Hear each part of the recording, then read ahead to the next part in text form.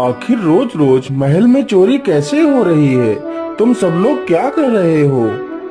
महाराज, हम लोग तो पहरा देते हैं, फिर भी महल के अंदर कोई आकर चोरी कैसे करता है महाराज, हम नहीं जानते। आइए आइए भैया, बस 1 रुपए में ही अपना भविष्य जानिए। मेरा तोता आपके सारे सवालों का जवाब देगा। आइए जानिए अपना भविष्य।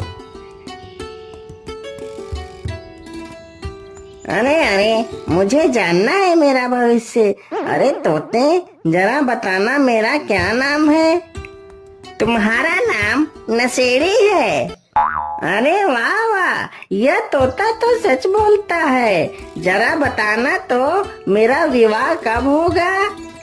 तुम्हारा विवाह कभी नहीं होगा, क्योंकि तुम बहुत बड़े नशेड़ी तथा कामचोर हो।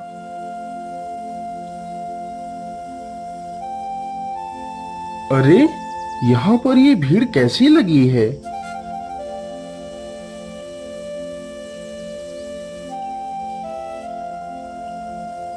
तुम्हें जल्दी ही गुप्त धन मिलने वाला है। जाओ जाओ, मौज उड़ाओ। अरे वाह वाह, यह तोता तो भविष्य बताता है।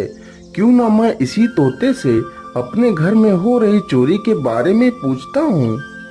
अरे तोते, क्या तुम मेरे घर में हो रही चोरी के बारे में कुछ बता सकते हो? जी महाराज, आपके घर में रोज चोरी होती है। वह चोरी कोई और नहीं बल्कि आपका नौकर श्यामू करता है। तोते के मुंह से अपने नौकर का नाम सुन राजा चौंक जाता है। अरे वाह, या तो मेरे नौकर का भी नाम जानता है। इसका मतलब यह तोता सत्य बोल रहा है। तो क्यों ना मैं इस तोते को खरीद लूं। इसकी सहायता से मैं बहुत सारे गलत कार्यों को रोक सकता हूँ। अरे सुनो भाई, क्या तुम यह तोता मुझे बेचोगे? नहीं नहीं महाराज, यह तोता मैं नहीं बेच सकता। यह तोता तो मेरी रोजी रोटी चलाता है, मैं इसे नहीं बेच सकता महाराज। अरे भाई, यह तोता मुझे दे दो। तुम इसके बदले मुझसे जितना भी धन मांगोगे मैं तुम्हें दे दूंगा। अरे वाह वाह टिल्लू, तोते का बहुत अच्छा दाम मिलने वाला है। जल्दी से इस तोते को बेच देते हैं। ठीक है महाराज, यदि आपकी यही इच्छा है तो मुझे इस तोते के बदले 1000 सोने की मोहरें दे दीजिए। फिर राजा उस तोते को 1000 मोहरे देकर खरीद लेता है और उसे अपने महल ले जाता है।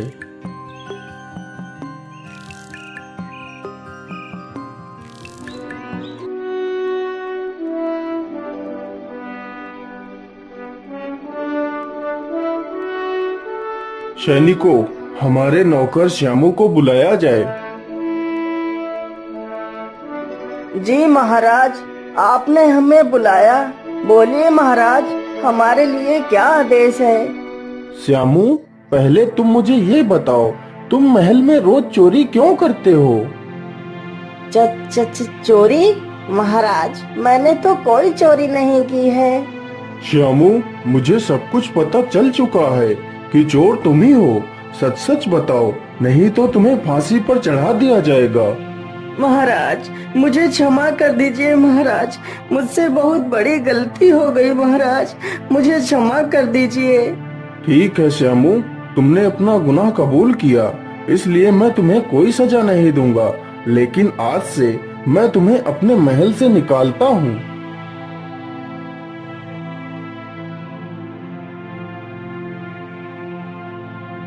अरे वाह तोते, तुम तो बहुत ज्ञानी हो। अच्छा तोते, क्या तुम मुझे ये बता सकते हो कि मेरी किस्मत में कोई सुंदर कन्या लिखी है या नहीं? हाँ महाराज, आपके योग में एक बहुत ही सुंदर तथा गुणवान कन्या है। अच्छा, तो बताओ मेरे प्रिय तोते, वह कन्या कौन है और वह कहाँ रहती है? महाराज, मगध देश के राजा की लड़की चंद्रावती से ही आपका विवाह संपन्न होगा। चंद्रावती बहुत ही सुंदर तथा गुणवान है। तोते के मुंह से यह बात सुनते ही राजा खुश हो जाता है और अपने पुरोहित पंडित गरीब चंद को बुलाता है। हे ब्राह्मण देव, आप जल्दी से हमारे विवाह का प्रस्ताव लेकर मगध नरेश के पास जाओ। आज्ञा मिलते ही पंडित गरीबचंद मगध देश के लिए निकल पड़ते हैं।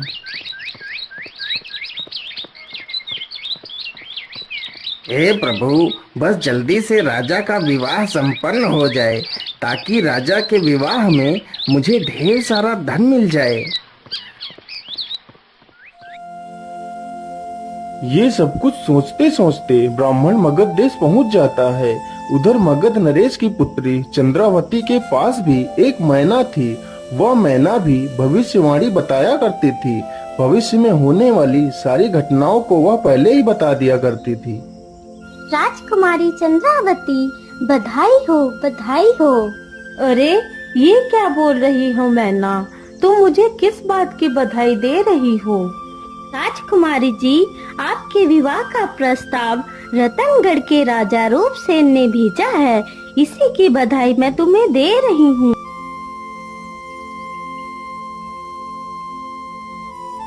हे ब्राह्मण देव, मुझे तुम्हारे राजा का प्रस्ताव स्वीकार है। जाकर अपने राजा से कहो कि वह जल्दी से बारात लेकर आए। ब्राह्मण ये खुशखबरी राजा को सुनाता है। फिर राजा रूपसेन और चंद्रावती का विवाह हो जाता है। तो चंद्रावती उस मैना को भी अपने साथ ले आती है।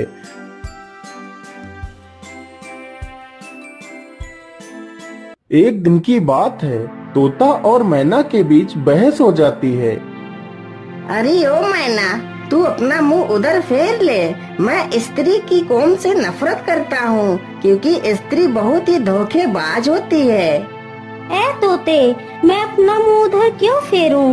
तू ही अपना मुंह उधर फेर ले, क्योंकि धोखेबाज स्त्री नहीं होती बल्कि पुरुष होते हैं। पुरुष एक नंबर के धोखेबाज और स्वार्थी होते हैं। पास में खड़े राजा ने जब उन दोनों की बहस सुनी तो राजा उनसे पूछने लगता है, अरे भाई, तुम लोग आपस में ही क्यों झगड़ रहे हो? देखिए ना महाराज, यह तोता स्त्रियों को धोखेबाज और चालबाज कहता है, जबकि मैं अच्छी तरह से जानती हूँ कि पुरुष बड़ा ही स्वार्थी होता है। लेकिन मैना, पुरुष ही स्वार्थी होता है, ये तुम कैसे कह सकती हो? यदि आपको विश्वास नहीं आता तो सुनो महाराज। इलापुर नामक गांव में एक महादन नाम का सेठ रहता था। उसकी कोई औलाद नहीं थी। मैं क्या करूं भाग्यवान, हमने तो सारे उपाय करके देख लिए हैं, लेकिन हमें कोई संतान प्राप्त क्यों नहीं हो रही है? स्वामी, आप परेशान मत होइए। यदि ईश्वर ने चाहा तो हमें संतान की प्राप्ति अवश्य हो जाएगी। भिक्षान देही माता, भिक्षान देही। इस गरीब को कुछ खाने को दे दीजिए माता। हाँ ब्राह्मण देव, आप यहीं रुकिए, मैं अभी आपके लिए कुछ लाती हूँ।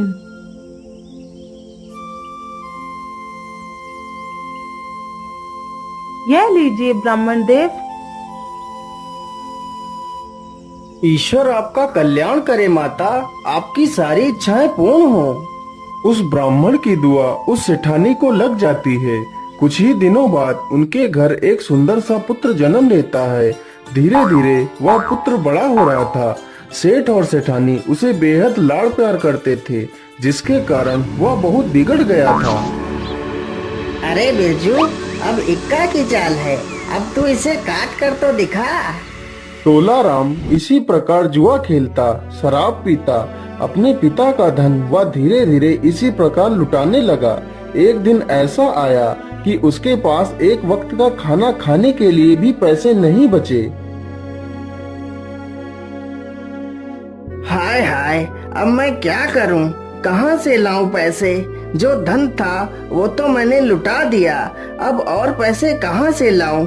चलो ऐसा करता हूँ, कहीं बाहर चलकर किसी को बेवकूफ बनाकर पैसे लेकर आता हूँ। इतना सोचकर तोलाराम निकल पड़ता है। वह चलते चलते सीमापुरी नामक ग्राम में पहुँचता है। अरे भाई, इस गांव में सेठ धनपति राम का घर कहाँ पे है? सीमापुरी का सेठ धनपति राम महादन का बहुत अच्छा मित्र था। इसी का फायदा उठाने तोलाराम वहाँ पर आया था।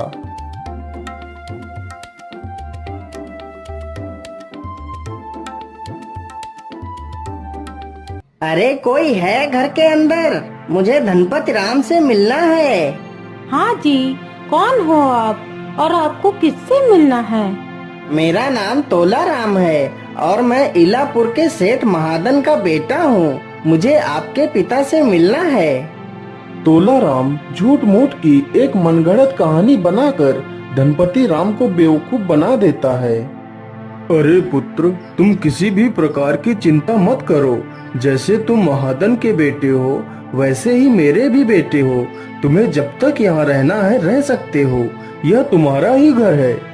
सेठ उस धोखेबाज की झूठी कहानी को सच समझकर उसे अपने घर में रख लेता है।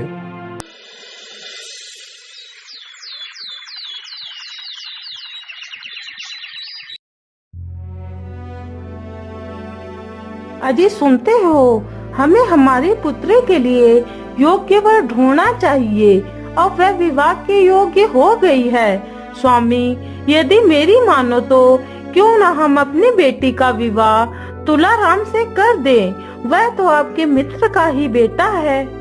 हाँ हाँ, तुम ठीक कहती हो भाग्यवान। हमें इसके लिए एक बार तोलाराम से पूछ लेना चाहिए। बेटा तोलाराम, हम भी तुम्हारे माता पिता की तरह ही हैं, इसलिए हम तुमसे कुछ कहना चाहते हैं। अरे अरे, तो इसमें संकोच कैसा? आप बोलिए ना, आप मुझसे क्या कहना चाहते हैं?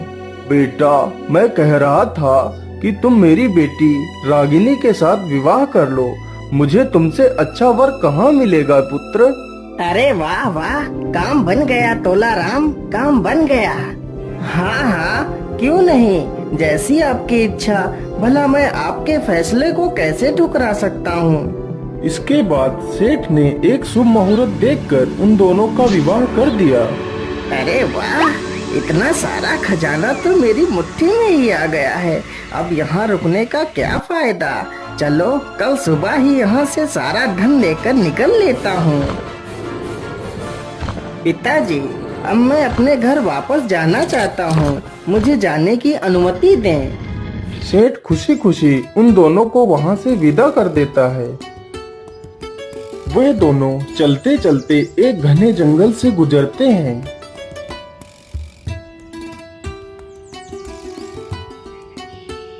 अरे रागिनी, तुम मेरी बात को ध्यान से सुनो। तुमने जितने भी जेवर पहन रखे हैं, इन्हें उतार कर मुझे दे दो। मैं इन्हें एक पोटली में बांध कर रख लेता हूँ। इस जंगल में बहुत सारे डाकू हैं। यदि तुम्हारे गहने देख लिए तो हमें वह नुकसान पहुँचा सकते हैं। स्वामी, आप ये सारे गहने रख लीजिए। बेचारी भोली भाली रागिनी अपने सारे गहने उतार कर उसे दे देती है।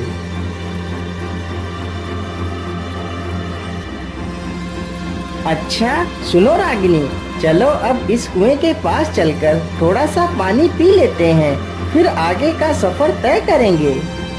फिर वह दोनों कुएं के पास जाते हैं। जैसे ही वह दोनों कुएं के पास पहुंचते हैं, तभी तोलाराम रागिनी को धक्का देकर कुएं में गिरा देता है और सारा धन लेकर वहां से भाग जाता है। बचाओ बचाओ, कोई है, मुझे इस कुएं से बाहर निकालो। बचाओ बचाओ, कोई है। अरे यह आवाज किसकी है? या तो कोई मुसीबत में लगता है। यह आवाज तो मुझे लगता है इस कुएं से आ रही है। चलो चलकर देखता हूँ। अरे तुम कौन हो और इस कुएं में तुम कैसे गिर गई हो? मेरा नाम रागिनी है। मैं इस कुएं में गलती से गिर गई हूँ। कृपया मुझे बाहर निकाल लीजिए। फिर वह राही रागिनी को कुएं से बाहर निकाल लेता है और उसका पता पूछकर उसके माता पिता के पास पहुंचा देता है। बेटी, ये तुम्हारा हल कैसे हुआ पुत्री? तुम्हें क्या हुआ? पिताजी, जंगल में हमें कुछ डाकू मिल गए थे। उन्होंने ही हमारा सारा धन लूटकर मुझे कुएं में फेंक दिया और उन्हें पकड़कर ले गए। लड़की ने अपने पिता से सच ना बोलकर झूठ बोल दिया। उधर तोलाराम ने कुछ ही दिनों में वह सारे जेवर बेचकर उड़ा दिए। हाय हाय, अब तो वह जेवर भी खत्म हो गए हैं। अब क्या करूं? चलो ऐसा करता हूँ, मैं अपने ससुराल चलता हूँ और वहाँ चलकर बोल दूंगा कि तुम्हारी बेटी माँ बनने वाली है। तो हो सकता है कुछ धन मिल ही जाए। इतना सोचकर तोलाराम ससुराल के लिए निकल पड़ता है। जैसे ही तोलाराम सेठ के घर के बाहर पहुंचता है तो उसने रागिनी को बाहर ही खड़ा देख लिया। अरे राम राम राम, यह तो यही है। मुझे लगा था ये मर गई होगी। भाग लो तोलाराम, नहीं तो तुम्हारी खैर नहीं। आप चिंता ना करिए, आप मेरे पति हैं, आप मेरे लिए भगवान हैं। आप अंदर आइए। मैंने अपने माता पिता को कह दिया था कि मुझे कुएं में डाकुओं ने गिरा दिया था और मेरा सारा धन लेकर भाग गए थे। इतना सुनते ही तोलाराम चौड़ा हो जाता है। रागिनी उसे सुधरने का मौका दे रही थी, लेकिन वह तो एक दुष्ट और धोखेबाज था। उसी रात तोलाराम ने अपनी पत्नी को चारपाई से बांध दिया। अरे सुन, चल अब जल्दी से बता, तेरे बाप ने धन कहाँ छुपा कर रखा है। चुपचाप बता दे, वरना मैं तुझे मार दूंगा। धन तो यहाँ है जमाई राजा, वहाँ नहीं। इतना कहते ही सेठ ने उसके सिर पर एक जोर से डंडा मारा और उसे पुलिस के हवाले कर दिया। तो सुनो राजा, उस बेचारी ने तो उसके साथ इतनी वफादारी की, फिर भी वह कदम कदम पर उसे धोखा देता रहा।